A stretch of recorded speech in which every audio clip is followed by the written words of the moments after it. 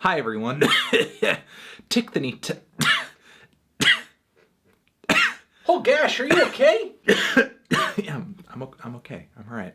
Okay, good. Hi everyone, Tick the Knee Talk Tano here, the internet's busiest music nerd, and it's time for a review of the new 21 Pilots album, Trench. This is the newest full-length album from music duo Tyler Joseph and Josh Dunn, 21 Pilots. They've been at it for almost a decade under this name, and up until this point, I haven't really taken the project all that seriously. Their breakout album Vessel didn't really do all that much for me, and their following album Blurry Face in 2015 didn't sit too well with me either. I thought the album's basic blend of rock and pop and hip-hop and electronic music were a radio-friendly watering down of bolder and more interesting sounds across the popular music spectrum. Also take into account the duo's typically melodramatic and twee instrumentation and songwriting, with a side of gentrified reggae, and this is just not for me. Even though Blurry Face was far from the worst thing I'd ever heard, 21 Pilots were not really a group I anticipated would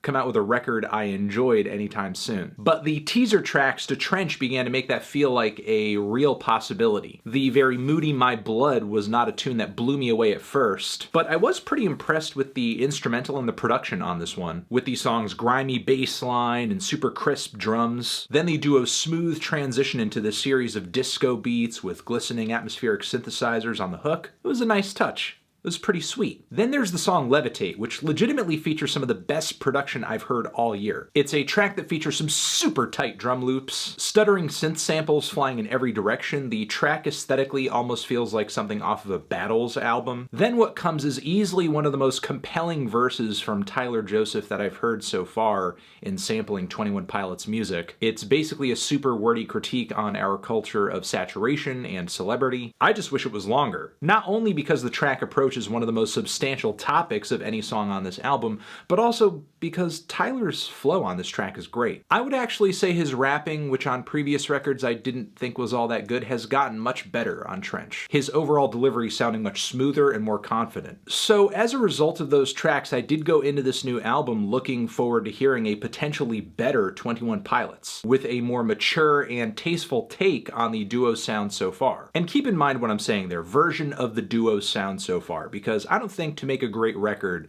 21 Pilots need to completely overhaul their sound. I like the fact that they make pop music. I just happen to think they could have been doing it better, and Trench is that better album. In fact, I think Trench is their best album, and by a large margin. On Trench, 21 Pilots cover their usual genre bases, but they do so with a lot more attention to detail, instrumental depth, and immaculate production. This is a more vibrant, a moodier, a sterner, a grittier 21 Pilots. The lyrics every once in a while still come off pretty simplistic, but it does contribute to a lot of these songs being as instantaneous and catchy and as sticky as they are. Plus, there's a lot of lore behind the lyrics of 21 Pilots that I haven't really appreciated up until this point, and Trench sees the duo diving into that lore more deeply than ever, with some of the lyrics and perspectives on this album being tied to a fictional character by the name of Clancy, who lives in this place called Dima, and there's more information about this place that you can read if you follow the various Easter eggs and shreds of cryptic information the band has peppered around online. But long story short, Dima is a place that Clancy used to hold in high regard as a child, but as he's grown older,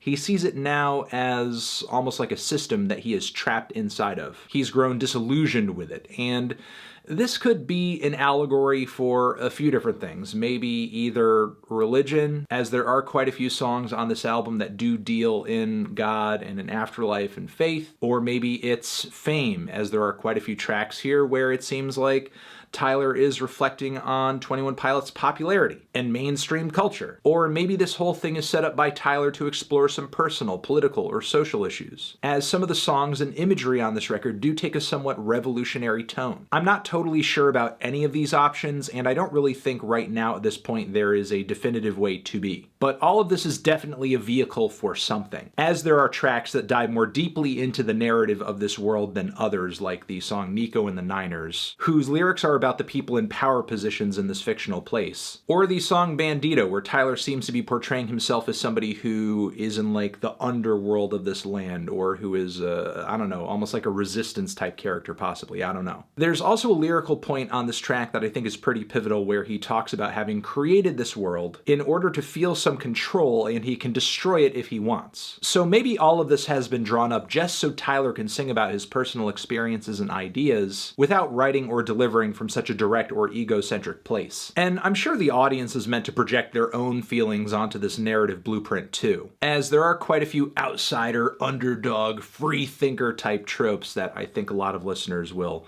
gravitate toward. But even though the narrative elements of Trench are pretty cool, I wouldn't say they are 100% required to understand every facet of in order to enjoy this record. Because if this album is anything, it is a consistently catchy and thrilling set of songs. From the roaring opener Jumpsuit, whose bass riffs and drum beats sound like something out of a Death from Above 1979 song, which transitions into these eerie verses, later some ringing siren synths, some dubby echo effects too. The sound of this track is heavy and powerful. It's gargantuan, it's crushing. And I love the way the band kind of pulls back instrumentally too on the bridge and reveals these cute, shy little lead vocals that sound like something out of a Postal Service song. Then they bring it back for a mega heavy finish. It's a good structure. The band structures and writes some good tracks. They're very meticulously pulled together, and yet they have a nice visceral vibe to them. The song MORPH is a really nice blend of pop and hip-hop, with a lot of the song's lyrics dealing in death, mortality, what comes after, and also, I guess,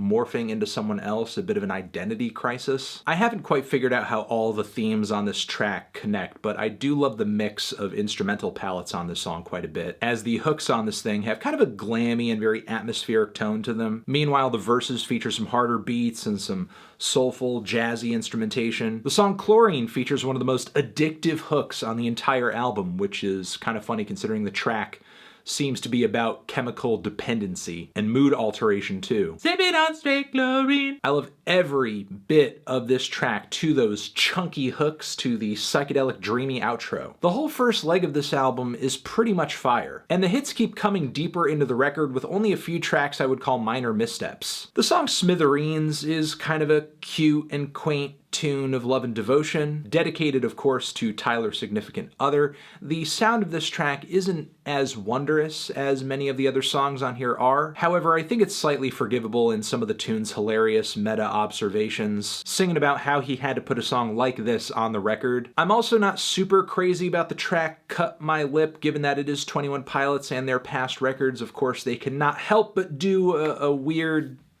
updated reggae number at some point on the album. And yeah, it's kind of just watered down pop reggae with a rock steady beat and a piano with an emphasis on the upbeat, some dubby effects too. But in the duo's defense, this is easily one of the best tracks they've done that is in this vein, so I'm actually not even that bothered by it. Really, the weakest thing about this track is the tune, because the production is pretty fire. The song Bandito, even though I do like lyrically what the track is doing and the very pretty, airy instrumental finish, there are some points, especially in the first leg, that do get a bit drab. And the closer on the album, even though it does a good job of bringing things back to the Clancy, Dima narrative they set out for this record, I do wish it was a bigger finish and was a little bit less of a cliffhanger, because it's like I'm being given a to be continued for a story that didn't really get that strong of a start to begin with. Still, all that being said though, I loved a number of songs to come after the halfway point of this LP. Pet Cheetah is great, a track that very much seems to be a meditation on fame, fans, and Tyler's creative process, with multiple musical and instrumental shifts across the song which are super creative. The song Hype sounds instrumentally unique compared to every other song here, because it feels like a 90s Britpop throwback to me. It's like a futuristic Oasis song. I also kind of dig how Tyler is lyrically getting into his mental demons and talking about his ability to get through them has very much to do with his friends, his support system, the people who are around him, which I think is kind of an important takeaway for a lot of people who get a lot of emotional catharsis out of 21 Pilots music. And as long as we're talking about throwing it back to the 90s, let's discuss the song Legend, which for whatever reason, there are a few spots where the vocal melody resembles very much that of the hook on Everclear's I'll Buy You a New Life. I will buy you a garden where your flowers can bloom. I also like stylistically how he's pulling together very tastefully some elements of soul and pop and rock music. And one of the most standout songs topically on the entire record has to be Neon Gravestones, a track that's essentially about the glorification of an early death or suicide, with Tyler waxing poetic on how he could boost his image and his popularity if he killed himself. And this song is not just some kind of outside bitter critique, but also an attempt by Tyler to filter through his own suicidal thoughts as well, telling listeners that if he succumbs to these desires, if he loses to himself, to not mourn him and just move on. So yeah,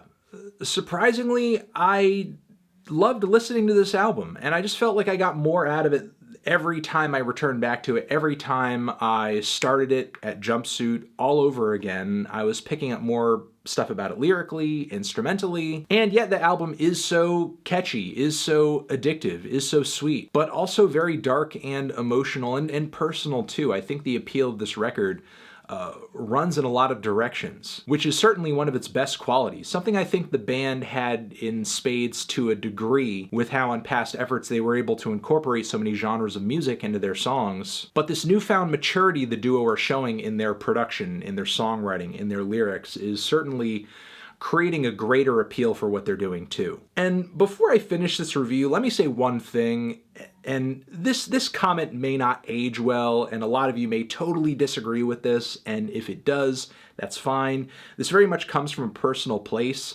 but listening to this record, I very much had like some of the same sad, angsty, almost like teenage feelings that I used to back in the day when I used to listen to Linkin Park's The Hybrid Theory. And I don't know, I feel like there's so many artistic parallels between both of these groups in that they cover so many genre bases, and I feel like 21 Pilots speak to a very similar emotional palette to Linkin Park as well, and a very similar demographic of listeners too, just in a new generation. Again, maybe all of you totally disagree with that comparison, and if you do, that's fine. It's just my personal opinion there, just like everything in these reviews are anyway. So I'm pretty much feeling a decent 2 strong 8 on this one. Transition, have you given this album a listen? Did you love it? Did you hate it? What would you rate it? You're the best, you're the best. What should I review next? Hit the like if you like, please subscribe, and please don't cry. Hit the bell as well. Over here next to my head is another video that you can check out. Hit that up, or the link to subscribe to the channel. Anthony Fantano, 21 Pilots, Trench, forever.